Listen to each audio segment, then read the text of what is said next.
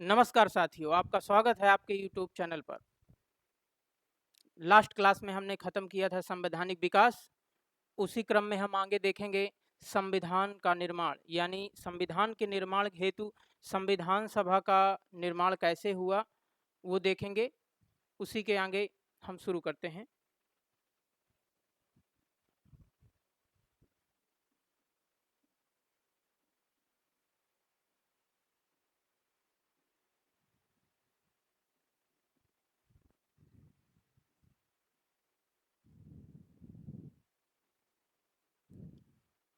जब हम संविधान का निर्माण पढ़ते हैं तो उस क्रम में हमें दो बातें सामने आती हैं कि किस किस प्रकार से किन किन व्यक्तियों ने, किन किन संस्थाओं ने क्या क्या मांग रखी, और उसी मांग के आधार पर हम देखेंगे कि किस किस प्रकार से कब कब किसने मांग रखी। तो इस क्रम में हम जब देखते हैं दोस्तों, तो इस क्रम में जब हम देखते हैं तो हमें ये मिलता है कि दो प्रकार की मांगे की गई थी, एक प्रत्यक्ष तौर पर, एक अप्रत्यक्ष तौर पर। तो हम यहीं से बांट कर देखेंगे कि संविधान निर्माण हेतु संविधान सभा की मांग किन किन प्रकार से की गई थी। ठीक है, तो इसे हम दो भागों में बांट के देखेंगे।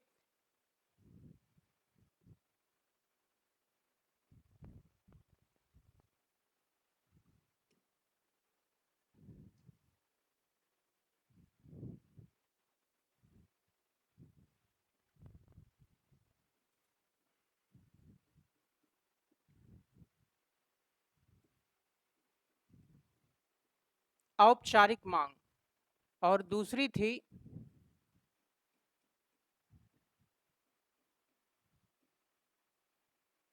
अनौपचारिक मांग। अनौपचारिक मांग को हम कहेंगे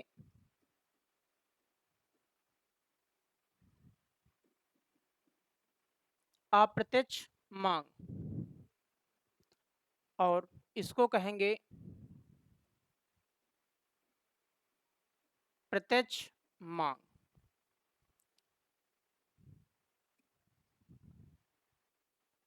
प्रत्यक्ष मांग और अप्रत्यक्ष मांग दो प्रकार से मांग की गई थी। देखिए, सबसे पहले हम देखेंगे कि अप्रत्यक्ष और प्रत्यक्ष में अंतर क्या है। ऐसी मांग जो ब्रिटिशर्स के सामने हमने डायरेक्ट रूप से किसी प्रपत्र के माध्यम से की, उसे हम प्रत्यक्ष मांग रखेंगे, प्रत्यक्ष मांग के अंतर्गत रखेंगे। और ऐसी मांग जो हमने ब्रिटिशर्स के अगेंस्ट या समकक्ष हमने लिखित या मौखिक रूप से नहीं रखे हैं, उसे हम अप्रत्यक्ष के अंतर्गत रखेंगे। मतलब उसमें डायरेक्ट मांग नहीं की गई है। तो उसे जब हम देखते हैं इस क्रम में, तो दो मांगे हमारी अप्रत्यक्ष रूप से की गई थी। एक की गई थी 1895 में बाल गंगाधर तिलक द्वारा,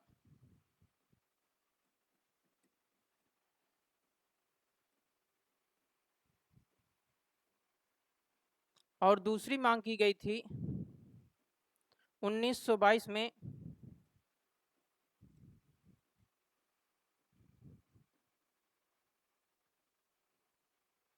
महात्मा गांधी जी द्वारा।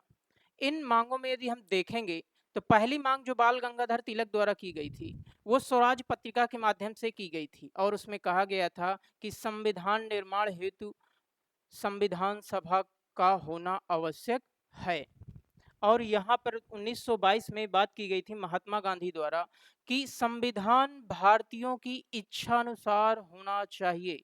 मतलब कि यहाँ पे इच्छा की बात की गई थी कि ब्रिटिशर्स की इच्छा के अनुसार नहीं, भारतीयों की इच्छा अनुसार होना चाहिए। क्या उसमें कमी है, क्या सुधार करने हैं, सभी काम किसके द्वारा होने चाहिए, भारतीयों की इच्छा अनुसार होने चाहिए। तो दो मांगे अप्रत्यक्ष रूप से की गई थी, और इसके बाद प्रत्यक्ष रूप से जो मांग की गई थी, उसमें सर्वप्रथम मांग की गई थी 1934 में। 1934 में संविधान सभा की मांग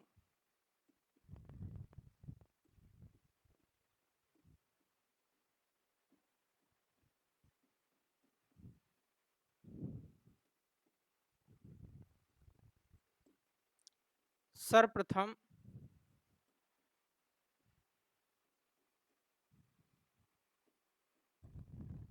एम.एन. राय द्वारा की गई थी। किसके द्वारा की गई थी? एम.एन. राय द्वारा की गई थी। अब इसको यदि हम देखें एम एन राय। एम एन राय। एम एन राय का फुल फॉर्म है मनवेंद्र नाथ राय।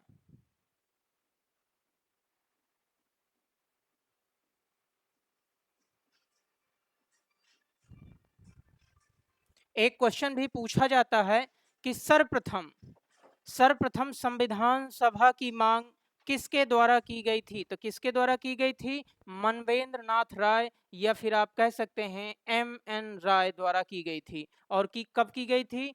1934 में की गई थी। इसके बाद इसी क्रम में प्रत्यक्ष मांग में हम देखेंगे,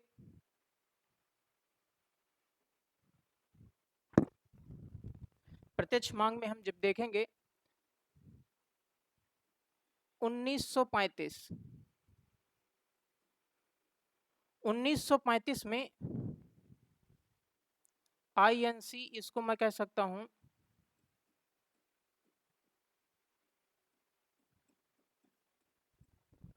भारतीय राष्ट्रीय कांग्रेस। मैं बार बार आईएनसी लिखूंगा, इसमें आपको प्रॉब्लम नहीं होनी चाहिए, आप समझ जाएंगे कि वहां पे मैं आईएनसी की जगह में क्या बात कह रहा हूं, भारतीय राष्ट्रीय कांग्रेस की बात कर रहा हूं। तो इसी में 1935 में सर्वप्रथम कांग्रेस ने मांग की,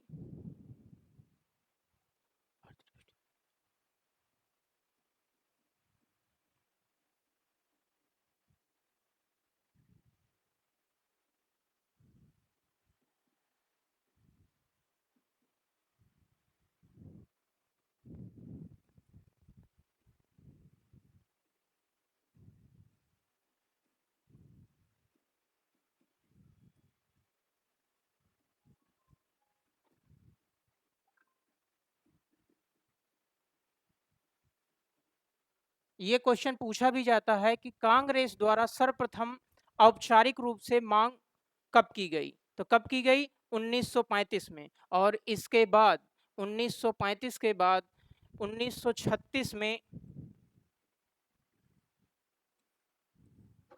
1936 में एक अधिवेशन होते हैं, कांग्रेस के अधिवेशन होते थे। इतिहास के पार्ट में आप जब कभी पढ़ेंगे तो 1936 में सर्वप्रथम एक अधिवेशन होता है, लखनऊ अधिवेशन। और इस लखनऊ अधिवेशन में सर्वप्रथम संविधान सभा,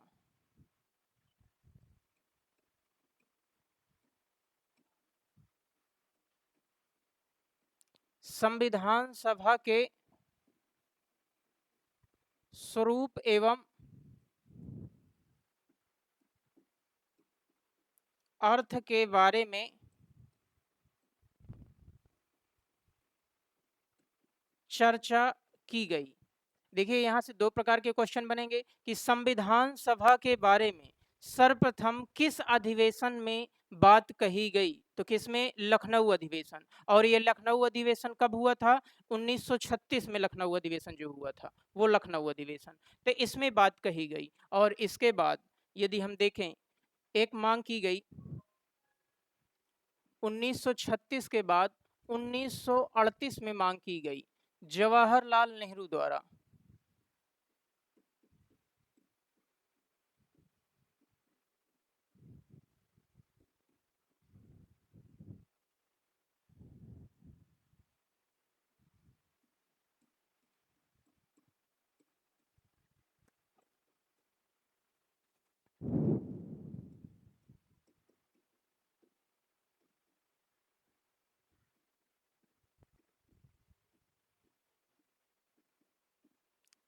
संविधान निर्माण हेतु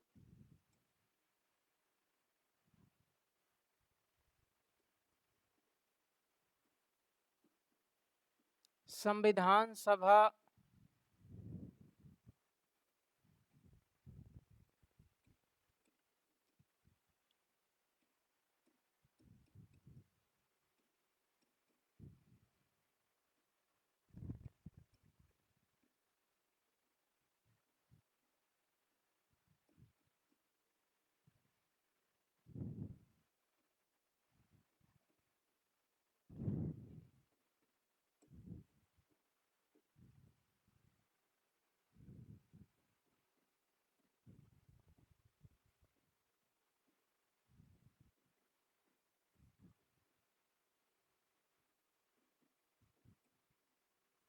देखिए, यहाँ पे बात कही गई 1938 में कि जवाहरलाल नेहरू द्वारा कहा गया कि संविधान निर्माण हेतु संविधान सभा वयस्क मताधिकार द्वारा चुनी होनी चाहिए। मतलब जो संविधान सभा के जो सदस्य होंगे वो किसके आधार पर चुने होने चाहिए? वयस्क मताधिकार के आधार पर चुने हुए होने चाहिए।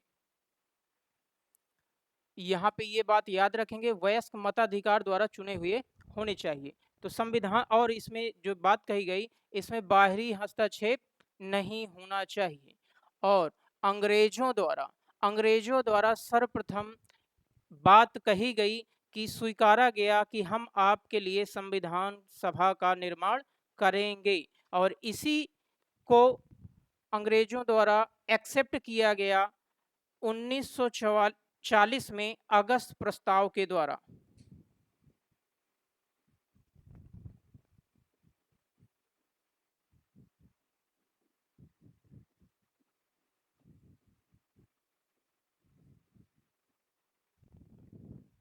पूछा जाता है कि अंग्रेजों ने सर्वप्रथम, ये ब्रिटिशर्स ने सर्वप्रथम किसके किस प्रस्ताव के माध्यम से संविधान सभा को स्वीकार किया था?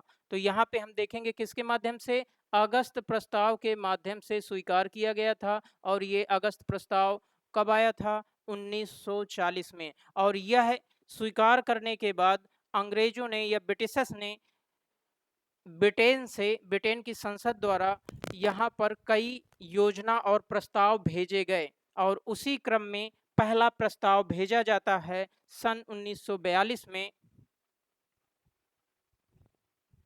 Cripps mission.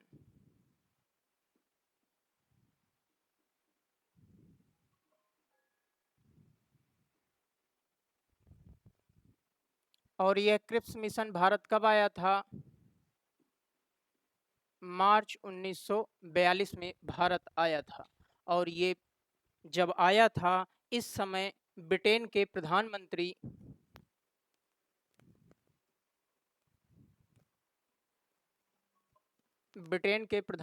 थे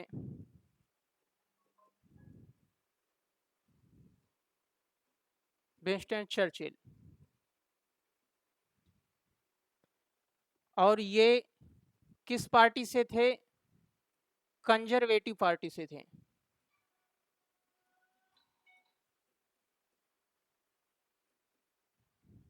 देखिए, यहाँ पे सर्वप्रथम पूछा जाता है कि कैबिनेट मिशन भारत कब आया था? तो कैबिनेट मिशन सन 1942 में भारत आया था। और जब यह भारत आया तो ब्रिटेन के प्रधानमंत्री कौन थे? विंस्टन चर्चिल थे। और ये किस पार्टी से बिलोंग करते थे? कंजर्वेटिव पार्टी से बिलोंग करते थे। और यदि पूछा जाए कि जब यह क्रिप्स मिशन आया तो इसके अध्यक्ष कौन थे, यह किसके नेतृत्व में आया था? तो किसके आया था? सर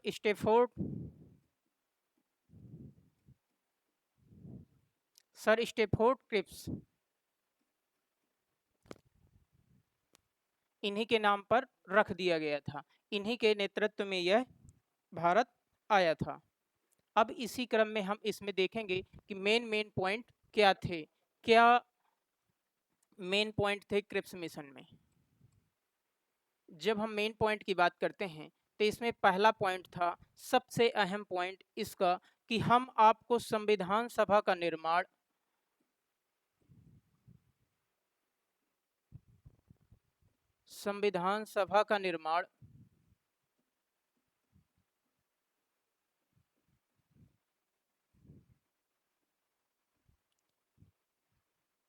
सेकेंड वर्ल्ड वॉर के बाद। देखिए, अंग्रेजों का मानना था कि हम भारतीयों को प्रलोभन दें, और प्रलोभन के माध्यम से भारतीय सैनिकों को हम कहाँ पे ले जाएं? सेकेंड वर्ल्ड वॉर में। उस समय यूरोप में द्वितीय विश्व युद्ध चल रहा था, और उसी क्रम में यह बीच में क्रिप्स मिशन लाया गया था। और इसमें कहा गया था कि यदि आप लोग हमारा सहयोग करेंगे तो हम आपको ये विश्व युद्ध, जो सेकेंड वर्ल्ड वॉर हो रहा था, सेकेंड वर्ल्ड वॉर के बाद संविधान सभा का निर्माण करने में सहयोग करेंगे। इसी क्रम में दूसरा पॉइंट,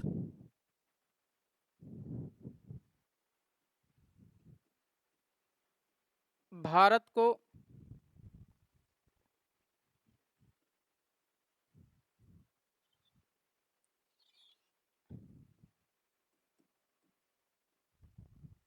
भारत को संघ के रूप में बनाया जाएगा। और ये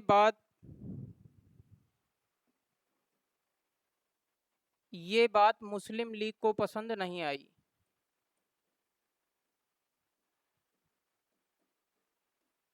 ये मुस्लिम लीग को पसंद क्यों नहीं आई, इसका कारण क्या था? मुस्लिम लीग का मांग था, मुस्लिम लीग की मांग यह थी कि दो राष्ट्र, मतलब दो स्वायत्त राष्ट्र बने, एक राष्ट्र नहीं, दो स्वायत्त। मतलब कि मांग उनकी यही थी कि दो राष्ट्रों का निर्माण हो, एक राष्ट्र का निर्माण ना हो। जबकि क्रिप्स मिशन में यहाँ पे भारत को संघ रूप में बनाए जाने की बात कही गई थी। इसीलिए मुस्लिम लीग ने इसका क्या कर दिया था, बहिष्कार कर दिया था। और यहाँ पे जो तीसरी बात कही गई थी, तीसरी बात में इन्होंने मेंशन किया था,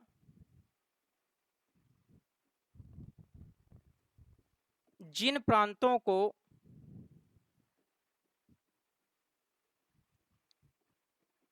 संघ में शामिल होना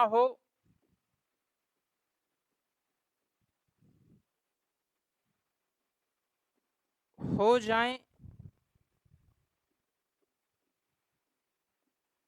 अथवा स्वतंत्र रहें। यहाँ पे ये बात कही गई थी कि जिन प्रांतों को संघ में शामिल होना हो जाएं अथवा स्वतंत्र रहें। मतलब यहाँ पे कोई बाध्यता की बात नहीं की गई थी। इसका इस वाले पॉइंट का कांग्रेस ने विरोध किया।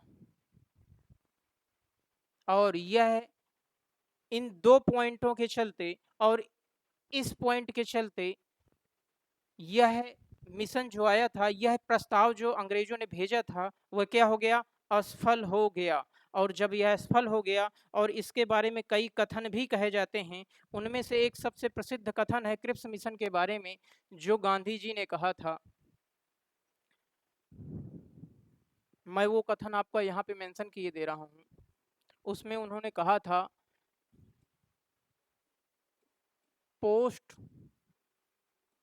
Dated cheque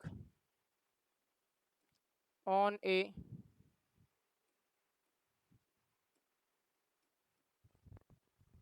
crashing bank.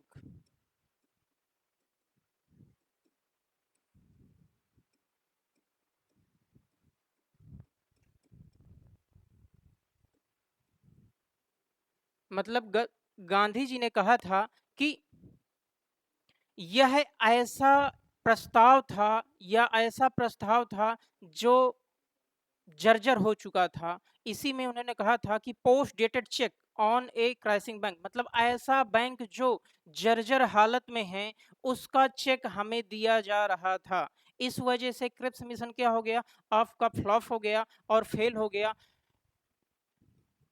और इसी के उपरांत इन्होंने अगली योजना लाई। और अगली योजना के दौरान इन्होंने, जब 1942 में क्रिप्स मिशन फेल होता है, तो यहीं पे एक आंदोलन चालू हो जाता है 1942 में, जिसे कहा जाता है भारत छोड़ो आंदोलन।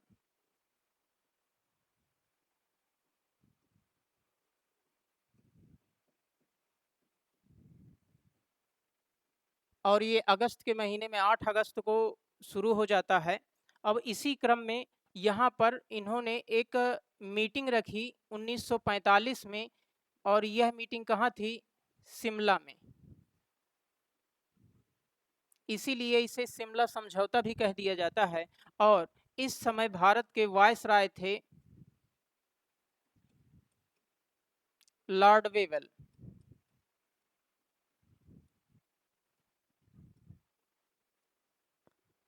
और इसी में बात कही गई थी, इसीलिए इसे कहा जाता है बेवेल योजना भी कह दिया जाता है। बेवेल योजना भी कही जाती है। और इसमें कांग्रेस और मुस्लिम लीग दोनों के सदस्य शामिल थे।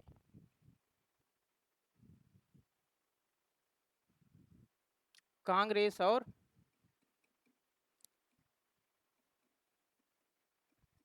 मुस्लिम लीग दोनों के सदस्य शामिल थे। और इसमें जो प्रस्ताव में लाया गया था, उस प्रस्ताव में कहा गया था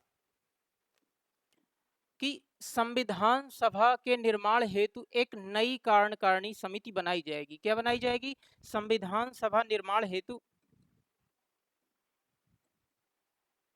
या फिर इसे दूसरी भाषा में कहें,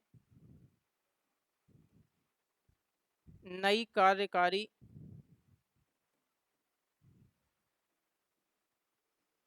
परिषद का निर्माण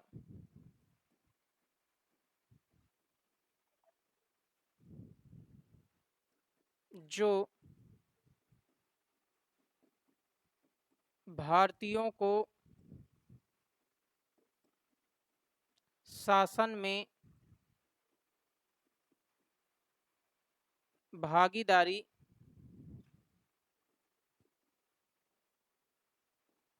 प्रदान करेगी, यह इसमें मांग कही गई थी। लेकिन अब देखिए, यहाँ पे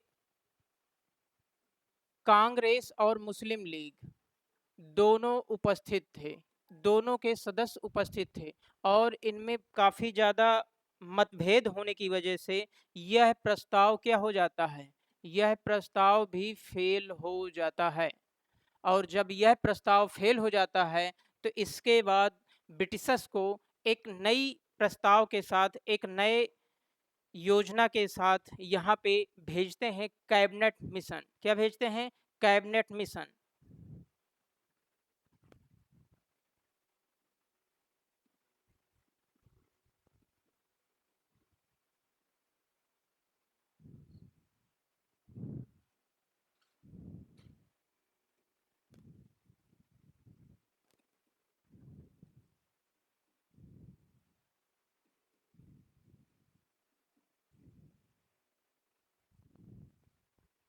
कैबिनेट मिशन। और जब एक कैबिनेट मिशन आता है तो यहाँ से दो प्रकार के क्वेश्चन पूछे जाते हैं। एक पूछा जाता है, यह भारत कब आया? भारत कब आया? 24 मार्च 1946। और पूछा गया प्रस्ताव कब पेश किया? प्रस्ताव पेश 16 मई 1946। अब यहाँ पे देखेंगे इस समय ब्रिटेन के प्रधानमंत्री कौन थे? ब्रिटेन के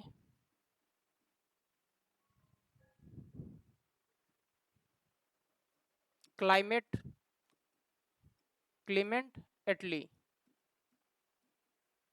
और ये किस पार्टी से थे? लेबर पार्टी से थे। लेबर पार्टी की उस समय सरकार थी। तो यहाँ से क्वेश्चन कई प्रकार के पूछे जाते हैं कि कैबिनेट मिशन भारत कब आया? 24 मार्च 1946। कैबिनेट मिशन का प्रस्ताव कब पेश किया गया? 16 मई 1946। और पूछा जाएगा इस समय ब्रिटेन के प्रधानमंत्री कौन थे? क्लाइमेट एटली साहब थे। और ये किस पार्टी से बिलोंग करते थे? लेबर पार्टी से बिलोंग करते थे। और इसका मुख्य उद्देश्य क्या था? इसकी जब हम मुख्य उद्देश्य की बात करेंगे, जब हम मुख्य उद्देश्य की बात करेंगे,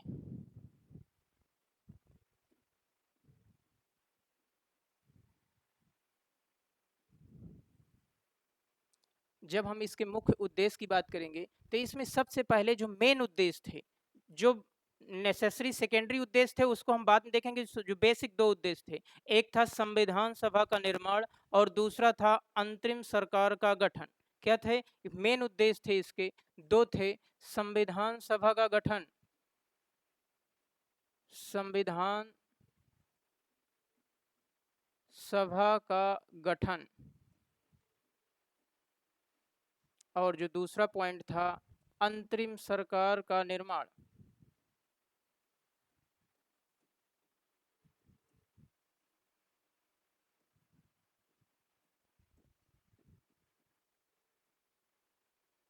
ये दो मेन पॉइंट थे। अब इसके बाद इसमें देखते हैं कि इसमें कौन कौन से सदस्य थे। इसमें कौन कौन से सदस्य थे। जब हम सदस्यों की बात करते हैं तो ये 3 सदस्यीय कमेटी थी।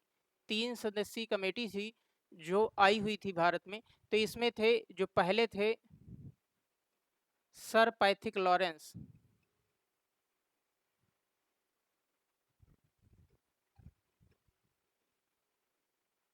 और दूसरे थे एवी अलेक्जेंडर,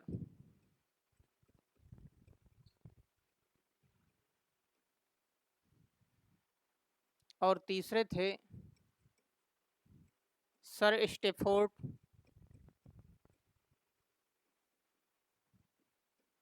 क्रिप्स। दोस्तों आप यहाँ पे देख पा रहे होंगे कि इसके पहले जो क्रिप्स मिशन आया था, वो क्रिप्स मिशन किसकी अध्यक्षता में आया था। क्रिप्स मिशन आया था आपके सर स्टेफोर्ड क्रिप्स के नेतृत्व में आया था। तो उनको इसलिए भेजा गया था क्योंकि उनको पता था कि इसके पहले कौन कौन सी खामियां थीं, उन्हें दूर करके इनके साथ इस मिशन में इनके साथ सदस्य के रूप में भेजा गया था।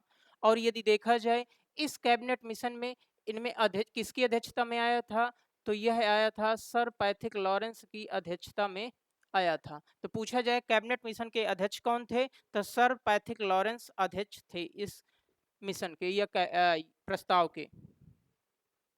अब इसी क्रम में जब हम देखते हैं तो मुख्य उद्देश्य और कौन कौन से थे, इसमें क्या क्या बातें कही गई, क्या क्या मेन पॉइंट थे। जब हम बात करते हैं मेन पॉइंट की, तो इसमें कहा गया था, इस प्रस्ताव में जो मेन मेन पॉइंट में बताया गया था कि क्या कैसे करेंगे इस प्रस्ताव में, तो इसमें कहा गया था कि ये जो केंद्र होगा, जो केंद्र का निर्माण किया जाएगा, केंद्र के पास शक्तियां, मतलब कौन कौन सी शक्तियां संघ के पास या केंद्र के पास होंगी। तो 3 प्रकार की शक्तियों का जिक्र किया गया है। इसमें कहा गया है कि इनके पास संचार होगा और विदेश मामले होंगे, विदेश मामले होंगे, और तीसरा कहा गया था रक्षा मामले होंगे। मतलब कि इन्होंने कहा कि कौन कौन से केंद्र के पास विभाग होंगे। तो 3 विभागों की चर्चा की गई, और 3 विभागों में कौन कौन से थे, तो इनमें से एक था आपका संचार, और एक था आपका विदेश मामले, और एक क्या था, रक्षा मामले। 3 प्रकार के विषय केंद्र को दिए गए थे। और इसमें से ये हुआ इनका पहला प्रस्ताव जो इन्होंने पेश किया था। और दूसरा प्रस्ताव इन्होंने,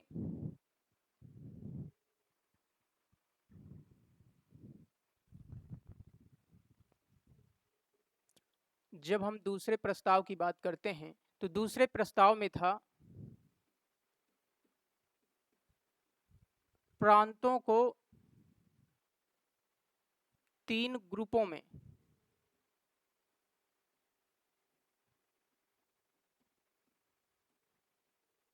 बांटना।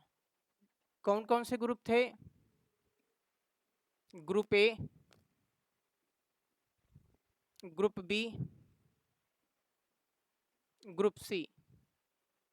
दोस्तों यहाँ पे यदि हम देखेंगे तो यहाँ पे प्रांतों को 3 ग्रुपों में बांट के देखा था।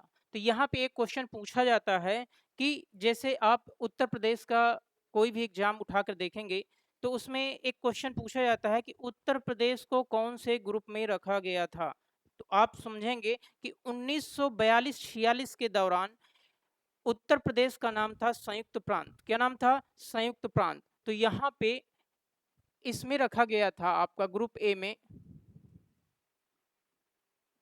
संयुक्त प्रांत, मद्रास, बॉम्बे,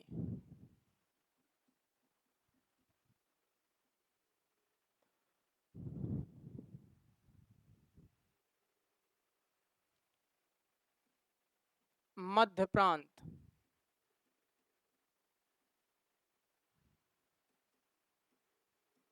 बिहार।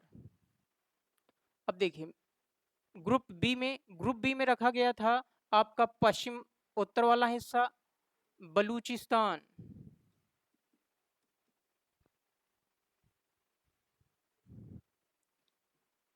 सिंध, इन क्षेत्रों को रखा गया था। और ग्रुप सी में रखा गया था बंगाल, असम, इन क्षेत्रों को रखा गया था। अब यदि हम इसी बात करेंगे तो इसी में से बात तीसरा पॉइंट कहा गया था देसी देसी रियासतों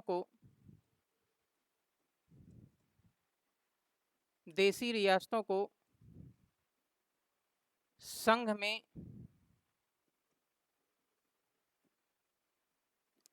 शामिल किया जाएगा। क्या किया जाएगा? देसी रियासतों को संघ में शामिल किया जाएगा। ये पॉइंट आपके हुए। तो यहाँ पे थोड़ा सा देखते हैं पीछे क्या था। केंद्र सरकार के पास शक्तियां थी संचार, विदेश और आपका रक्षा मामले। और यहाँ पे ग्रुप प्रांतों को 3 ग्रुपों में बांटा गया था, group A, group B, group C. और देसी रियासतों को संघ में शामिल किया जाना था। और यहाँ पर चौथी बात कही गई थी,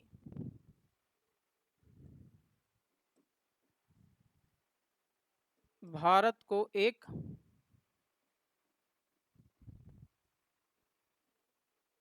संघ के रूप में निर्माण। तो आप यहाँ पे देख रहे हैं कि यहाँ पे कैबिनेट मिशन जो आया 1946 में, मार्च 46 में, और पेश कब हुआ? मई 46 में पेश हुआ। इस समय ब्रिटेन के प्रधानमंत्री कौन थे? क्लेमेंट एटली साहब थे। और किस पार्टी से बिलोंग करते थे? लेबर पार्टी से बिलोंग करते थे। और कैबिनेट मिशन के आपके जो सदस्य थे वो कौन थे? सर पैथिक लॉरेंस थे। और आपके एवी अलेक्जेंडर थे। सर स्टेफोर्ड क्रिप्स थे। इसकी किसकी अध्यक्षता में ये भारत आया था? ये आया था सर पैथिक लॉरेंस साहब की अध्यक्षता में भारत आया। और इसका मुख्य उद्देश्य क्या था? संविधान सभा का गठन और अंतरिम सरकार का निर्माण। और इसी में हम देखेंगे। और इसमें अन्य प्रस्ताव क्या क्या थे? तो इसमें था केंद्र के पास जो शक्तियां होंगी वो सीमित होंगी, जैसे संचार, विदेश और रक्षा। इसके अलावा जो अन्य शक्तियां होंगी, अवशिष्ट शक्तियां होंगी, वो सभी कभी किसके पास होंगी? प्रांतों के पास होंगी। और इसके अलावा जो आपका सेकेंड फेज है, सेकेंड फेज में कहा गया कि ये जो प्रांतों को है हम 3 ग्रुपों में बांटेंगे। 3 ग्रुपों में, group A, B, C. Group A में संयुक्त प्रांत, मद्रास, बॉम्बे, मध्य प्रांत, बिहार। और ग्रुप बी में बलूचिस्तान, सिंध। और ग्रुप सी में रखेंगे हम आपका बंगाल और असम को।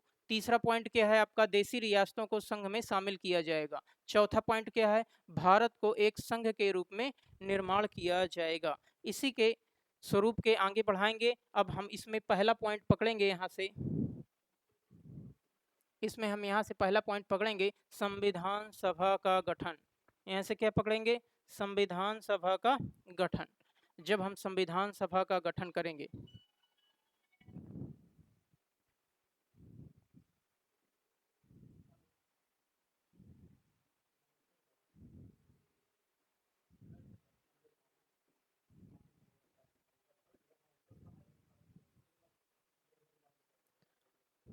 संविधान सभा का गठन, जब हम संविधान सभा का गठन करेंगे तो इस समय हम देखते हैं कि भारत में अलग अलग अव्यवस्थित रूप से क्षेत्र फैले हुए थे। और जब क्षेत्र फैले हुए थे उन्हें देखेंगे तो 2 पॉइंटों में हम बांटकर देखेंगे। इस समय वर्तमान में भारत की पॉपुलेशन थी 40 करोड़। 40 करोड़ पॉपुलेशन थी। और यह प्रावधान किया गया कि इन 40 करोड़ में से हमें 10 लाख 10 लाख जनसंख्या पर 10 लाख जनसंख्या पर एक प्रतिनिधि को चयनित करना है।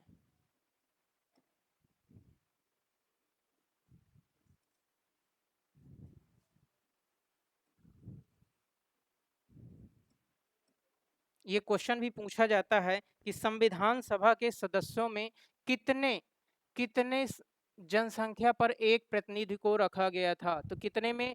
10 लाख जनसंख्या पर एक प्रतिनिधि को रखा गया था। ठीक है। अभी यदि इस हिसाब से हम देखेंगे तो हमारे कुल कितने प्रतिनिधि बन रहे हैं? 389। उस समय ओवरऑल देखा जाता है तो 389 प्रतिनिधि बन रहे थे। और जब हम 389 प्रतिनिधि को हम जब तोड़ के देखते हैं तो दो भागों में हम बांट के देखते हैं और इसमें किस किस प्रकार से कौन कौन से क्षेत्र से आए। तो यहाँ पे जो 93 प्रतिनिधि थे वो चुने गए देसी रियासतों से,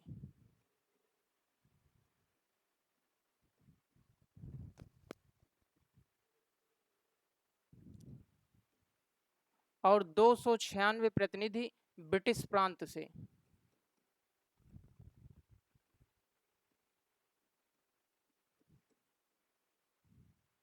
अब देखिए बात समझेंगे तो इनका जो टोटल करेंगे तो हमारा 389 आएगा। तो पूछा जाएगा संविधान सभा में कुल कितने सदस्य थे, 389। और पूछा जाएगा कितने सदस्य देसी रियासतों से आए थे, तो कितने, 93। और पूछा जाएगा ब्रिटिश प्रांत से 296। अब जब हम इसको भी थोड़ा सा अलग अलग करते हैं और थोड़ा एनालिसिस करते हैं तो इसमें हम जब देखते हैं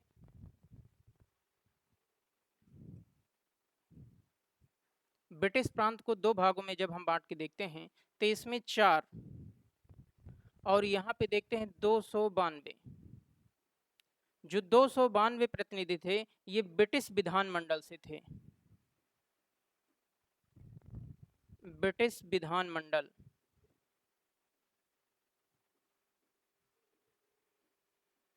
ब्रिटिश विधानमंडल। और जो 4 थे ये कमिश्नरी प्रांत से थे,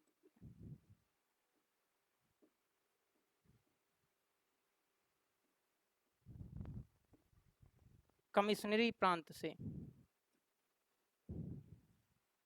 और यहाँ से क्वेश्चन पूछा जाता है कि इन 4 जो मेंबर थे, ये 4 जो मेंबर कहाँ से थे, कमिश्नरी प्रांत से। तो उस समय यदि पूछा जाता है कि जब संविधान सभा का गठन हुआ तो संविधान सभा में कमिश्नरी प्रांत कौन कौन से थे, तो 4 थे। एक था आपका पहले, यदि हम याद करने की दृष्टिकोण से देखें तो इनको यदि याद करने की दृष्टिकोण से देखें तो ए बी सी डी। तो ए फॉर हो गया अजमेर मारवाड़, बी से हो गया बलूचिस्तान, और सी से हो गया कुर्ग, और डी से हो गया दिल्ली। अजमेर मारवाड़ वर्तमान में राजस्थान क्षेत्र में आता है, बलूचिस्तान वर्तमान में पाकिस्तान का अभिन्न अंग है, और जो कुर्ग है, कुर्ग वर्तमान समय में कर्नाटका क्षेत्र के अंतर्गत आता है, जो उस समय मद्रास प्रेसिडेंसी के अंतर्गत आता था। और दिल्ली, दिल्ली में वर्तमान समय दिल्ली आप जान ही पा रहे हैं। तो ये आपके 4 कमिश्नरी प्रांत थे और ये 292 जो थे आपके ब्रिटिश विधानसभा क्षेत्र से थे। अब जब हम इसके आगे बात करते हैं तो अब हम चुनाव के माध्यम से देखेंगे। देखिए जब हम इनको सिलेक्ट करना स्टार्ट किए तो इसमें से हमने देखा कि जो देसी रियासतें हैं, तो देसी रियासतों में क्या किया गया, जो यहाँ के महाराजा या राजा हुआ करते थे उनको, उनके द्वारा ये 93 सदस्यों को क्या किया जाना था, मनोनीत किया जाना था। क्या किया जाना था, इन 93 सदस्यों को क्या किया जाना था, राजा या महाराजा के द्वारा।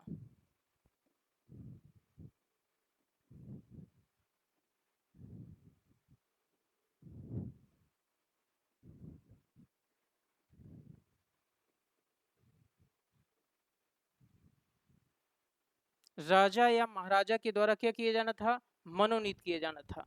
लेकिन लेकिन जो ये 296 सदस्य थे इनको मनोनीत नहीं किया जाना था। इनको एकल संक्रमणी पद्धति के द्वारा, एकल संक्रमणी पद्धति के द्वारा, समानुपातिक प्रणाली के द्वारा इनको चयन किया जाना था। तो इनको जब चयन किया जाना है तो किस प्रकार से चयन किया जाएगा, अगली स्लाइड में देखेंगे।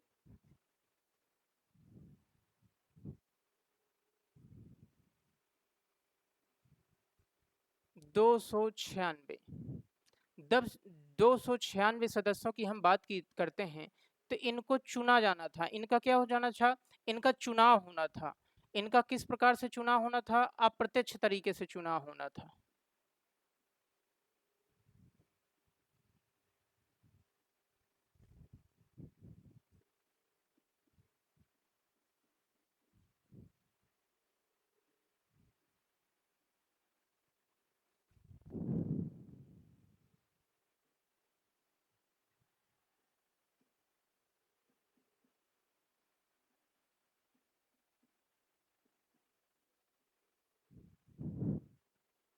ये अप्रत्यक्ष किस माध्यम से?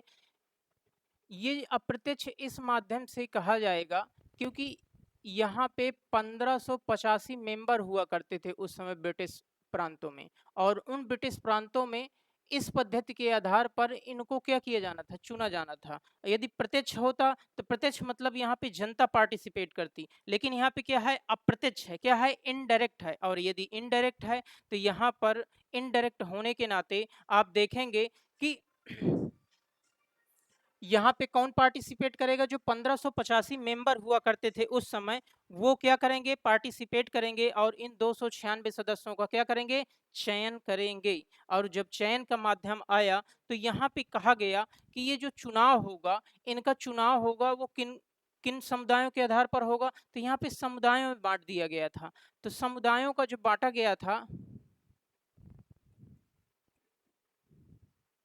समुदायों को 3 प्रकार से बांटा गया। 3 प्रकार से बांटा गया। 3 प्रकार, एक हो गया आपका सामान्य, दूसरा हो गया आपका मुस्लिम, और तीसरा हो गया आपका सिख। 3 समुदाय में बांट के देखा गया था, चुनाव किया गया था। और जब 3 समुदाय में बांट के देखा गया तो जो रिजल्ट आया आपका, जो जुलाई 1946 में जब ये चुनाव हुआ तो इसमें देखा गया कि जो रिजल्ट में आया तो उस समय कांग्रेस,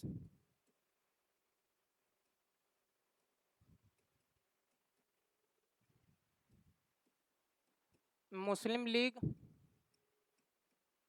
अन्य, अन्य में 2 भाग में देखेंगे, क्षेत्रीय पार्टी और आपका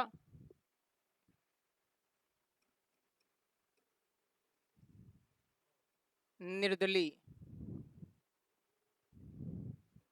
चुनाव कितने में हुआ था, 296। 296 सीटों पर जब चुनाव हुआ तो इसमें 108 कांग्रेस, 73 मुस्लिम लीग और 7 क्षेत्रीय पार्टी और 8 निर्दलीय। यदि इनको टोटल करके मिलाया जाए तो 15। ये रिजल्ट आया। तो यहाँ से क्वेश्चन भी पूछा जाता है कि संविधान सभा के गठन के दौरान कांग्रेस ने कितनी सीटों पर जीत हासिल की थी, तो कितनी सीटों पर कितने सदस्य चुने गए थे कांग्रेस के, 108, और मुस्लिम लीग के 73, और अन्य क्षेत्रीय पार्टी 7 और निर्दलीय 8, टोटल कितने थे, 15। अब यहाँ से थोड़ा सा बात को आगे बढ़ाते हैं कि इतनी इतनी चीज हो गई, थोड़ा सा एक बार रिमाइंड करते हैं। देखिए, संविधान सभा का गठन था, यहाँ पे लगभग उस समय 40 करोड़ जनसंख्या थी, तो 10 लाख जनसंख्या पर एक प्रतिनिधि को चुना जाना था। उस आधार पर हमारे कितने प्रतिनिधि बने, 389 प्रतिनिधि बने। इसमें से 93 आपके देसी रियासतों से और 96 आपके ब्रिटिश प्रांत से आने थे। ब्रिटिश प्रांत को 2 भागों में बांटा गया, आपका 4 कमिश्नरी प्रांत थे और आपके 292 ब्रिटिश विधानमंडल क्षेत्र था।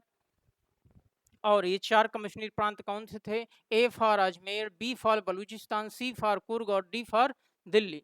और यहाँ पे देसी रियासतों के जो 93 मेंबर थे उनको कौन प्रतिनिधि चुनेगा, तो ये मनोनीत होने थे। कौन मनोनीत कर देता, राजा और महाराजा के द्वारा चुनिंदा लोगों को चुने जाना था, यानी मनोनीत कर देना जाना था कि आपको इसमें जाना था। और इसमें इसमें क्या होना था, इसमें क्या होना था, अप्रत्यक्ष। अप्रत्यक्ष मतलब इन सदस्यों द्वारा इनको चुना जाना था और ये एकल संक्रमणी मत पद्धति के आधार पर इनको चुना जाना था। और इस समुदायों के आधार पर 3 प्रकार से बांटा गया था, सामान्य, मुस्लिम और सिख, इन 3 के आधार पर। और जब चुनाव हुए तो इसमें जो कांग्रेस ने कितनी सीटें पाई, 108, और मुस्लिम लीग ने 73 और अन्य ने 15, इतनी सीटें पाई। अब इसके आगे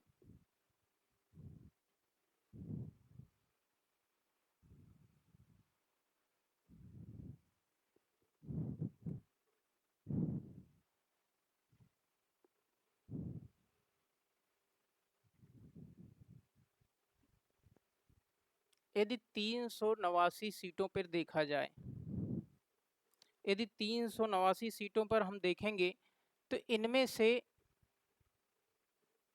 15 महिलाएं थीं। कितनी महिलाएं थीं? 15 महिलाएं थीं।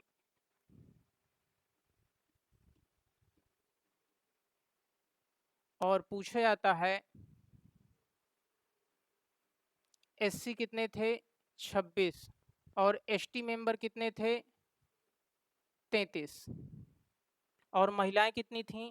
15। ये संख्या आपको याद रखनी है। और ये संख्या में आपसे पूछा भी जाता है कि कौन कौन से सदस्य थे। ठीक है, अब इसमें से एक मुस्लिम महिला थी। उस मुस्लिम महिला का नाम आप लोग बताएंगे। उस मुस्लिम महिला का नाम बेगम